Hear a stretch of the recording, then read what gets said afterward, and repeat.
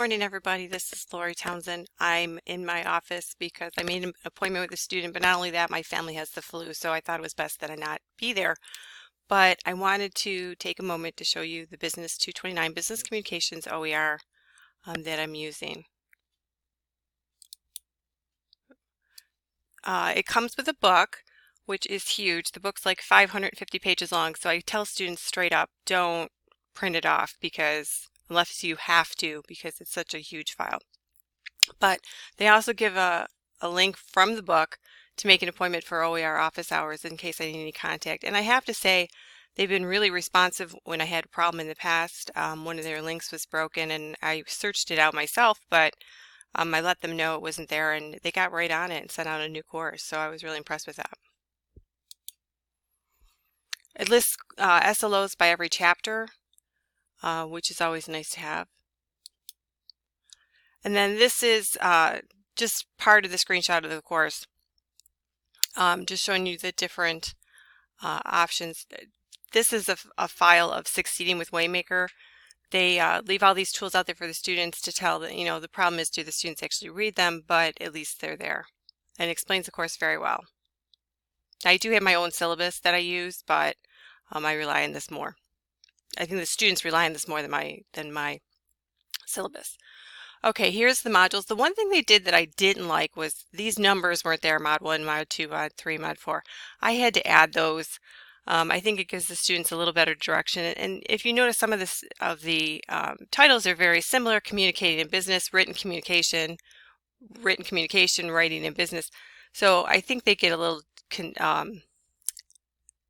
discombobulated, so to speak, when the numbers weren't there, so I added them.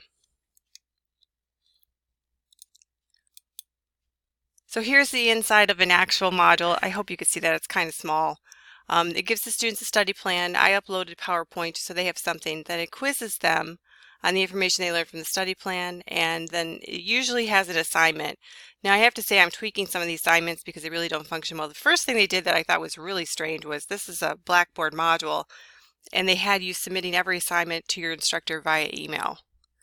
That would drive me crazy. I would be afraid I'd lose so many files. The one thing I love about Blackboard is when I go to grade something, they're all together. Boom, they're right there. So I went through and I changed all the assignments for that.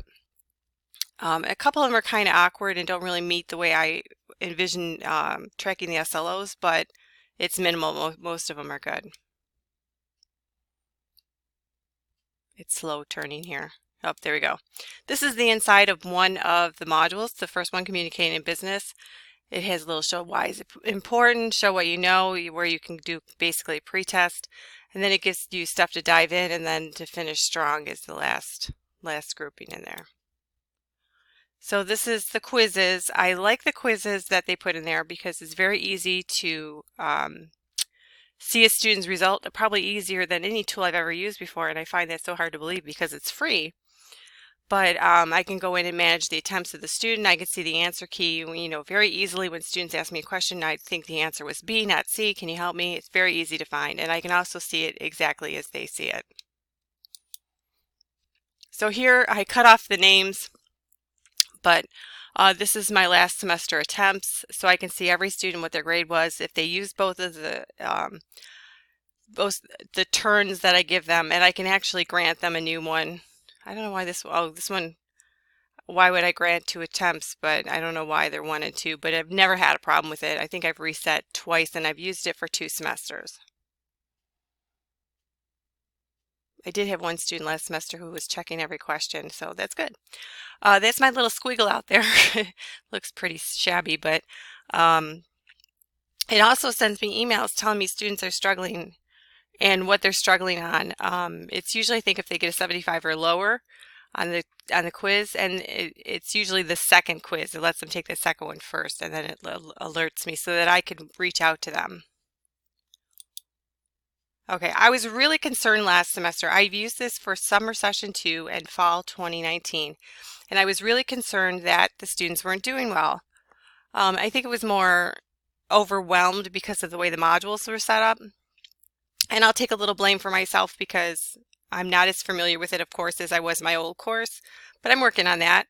But then I looked at the numbers in the fall 2019 of 45 students that I had in 2 sections, 7 failed.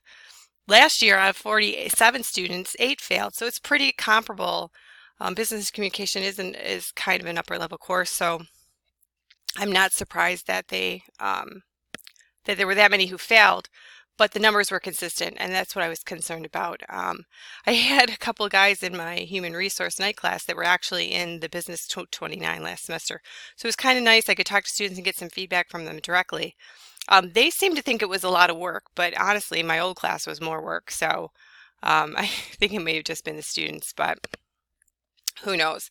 Anyway, that's my OER, and if you have any questions, please feel free to ask me. My email is ltownsend@, or my extension is 6461. Thanks, everybody.